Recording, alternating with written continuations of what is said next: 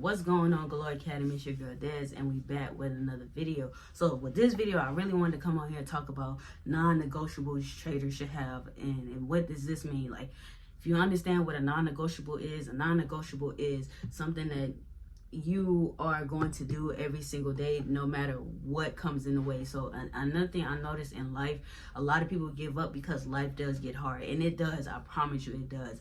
I've been through a lot of things, but I've never gave up on the vision, and that's what separates a lot of people from actually becoming successful, because they eventually give up, right? And I don't want you to be that trader that gives up when life gets hard, right? So here are some non-negotiables that I feel like every trader should have, especially when you're starting out, or especially that, you know, you're in that phase of a lot of things are just going on in your life and you feel like you need to push trading back. Because I was in that phase not too long ago. Actually, I would say like 4 months ago. I was in a phase where I was just going through a lot of things, and I started pushing trading back a little bit, and it was just like I was losing vision of where I wanted to go, right? So then I was like, that mind shift of, yeah, I need to get back on track, because this is what I wanted to do, and this is what I'm going to do, and this is what I need to do. So I set non-negotiables for myself, and these are non-negotiables that I feel like every trader should have, especially starting out, right? So let's get into it. So number one, you should have a clear plan. So what does that mean? A clear trading plan, right? A clear plan every trader should have. A reason why you're getting in the trade, and a reason why you have a stop loss, a reason why it's like you got to have a plan. If you do not have a plan, guess what? You are just gambling and trading. I understand a lot of people controversy. Oh, well, trading is gambling. It is, but it's a strategic way to gamble in trading, right? We have strategies that help you become profitable in trading. It's not like at the casino where, you know, when you're first starting out, I'm just saying when you're first starting out at the casino, because I know experienced casino people, right? After the casino, you don't know what you're doing. You just probably go to the blackjack table because you heard people play blackjack.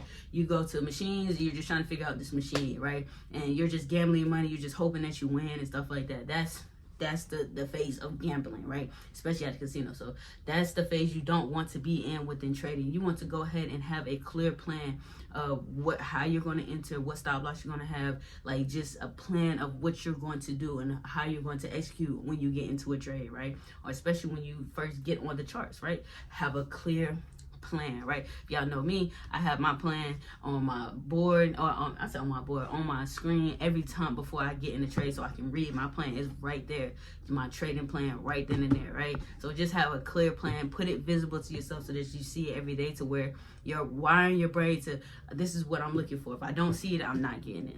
So just have a clear plan, y'all. So have a clear plan. Number two, another non-negotiable is you should be tracking your data. You should be journaling your trades every single time you enter the market. You should be journaling, and that's a non-negotiable. Now, like I said, I said this in previous videos, we are human. We are not going to do it every single time, but it is important that you update you have a day where you update your trading journal every week. Because it's, like I said, it's days where I do not trade not even trade every day. I don't journal every day, but I make sure I update my trading journal and reflect on it, right? So that's another non-negotiable though. You should be tracking your data and journaling your trades. Every time you enter, journaling. And even with this, if you don't journal your emotions and you're entering your stop loss, make sure, this is one thing I make sure I do if I know I'm not going to journal for that day, right? One thing I make sure I do is make sure I take my before and after pictures, so then I can see, you know, what happened with why I entered this trade. Because you just don't want to just not like take your before and after pictures and not why you entered, and understand why you didn't enter. Like, take your before and after pictures. Just take a trader view. It's a little picture button. Boom, you click that, copy link, put it in your trader journal, just like that. So then you can go back, look at it. Oh, this is why I entered. Okay, I remember I was feeling like this, whatever. It makes sure if you don't journal your trades every day, at least do that every day. That could be a non-negotiable. At least take a picture of your before and after. That's it, right? If you're not going to journal how you felt, this is not, maybe because it was a tough loss or whatever case may be, at least do that. Okay, that's all. That's all I'm asking you to do. Just do that, right? So then number 3, you want to have a risk management plan. So you want to know how many trades you're going to take a week or a day.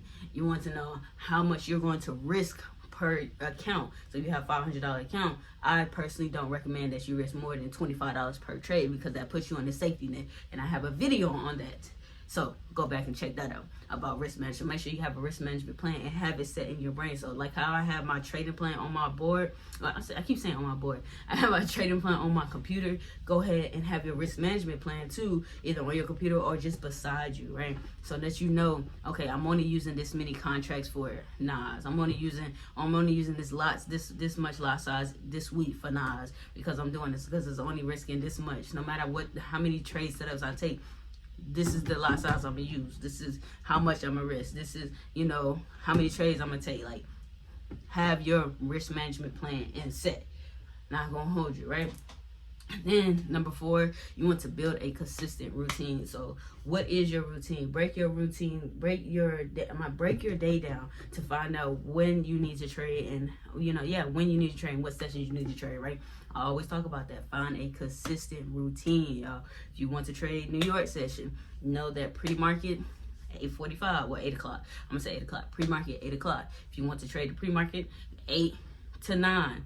Then if you want to trade, 8 to 9:30, I'm sorry, 8 to 9:30. Then if you want to trade aftermarkets, that's 9:30 to 12 o'clock, right? So find out which time that you want to trade. If you want to look into other sessions, I said I only speak from experience of what I trade. So if you want to look at other sessions, go ahead and do that research, or find a trader that actually does Asian session, that does London session and stuff like that, and find out the times that they trade, and they show up every single day. You'll see that with with big influencers, you'll see that they always trade the same pairs. They always trade the same times. Like, once you really you can start looking at them, but notice what they're doing and implement that into your life or into your trading, right? So you see that, for example, Alex FSG, he always trade London session, right? But you always notice that he's always on the charts at least by 2 o'clock in the morning. He's always posting that, right? So all right, 2 o'clock in the morning, I need to be up 2 to 5, right? So just little stuff like that, you just got to pay attention. Pay attention to the right things that influencers, and not,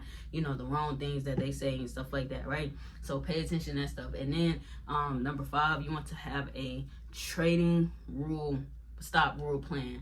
Yeah, that makes sense. So if, for an example, a trading stop rule plan is, all right, if I lose 2 days in a row, I'm not trading the third day. Or since I over risked, I'm not trading the next day. Or since I over risked, I'm not trading the next day. Or since I took too many trades today, I'm not going to trade tomorrow. Or since I lost 2 days, I'm a paper trade tomorrow, so I don't lose my capital. Like, the whole goal for having a stop trading rule, is to make sure that you protect your capital, right? So whatever consequence that you did, make sure you have a rule behind it of what you're going to do now that you done did that, right? So those are the 5 things that I would say. Those are our non-negotiables that you should have within trading, and watch your trading fluctuate to the top, right? But if you did like the game and the value that I did provide, go ahead and like, comment, and subscribe. I like doing these videos for y'all all the time. This is why I'm very consistent with it and making sure to help y'all get to the next level. But these are the non-negotiables that help me. Hopefully they help you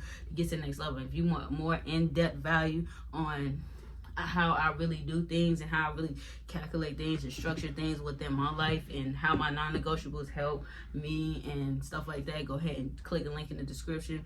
Join Galore Academy. You can even get this habit tracker that track your daily habits that you should be doing as a trader, right? But like I said, go ahead and click the link in the description. Galore Academy, we out.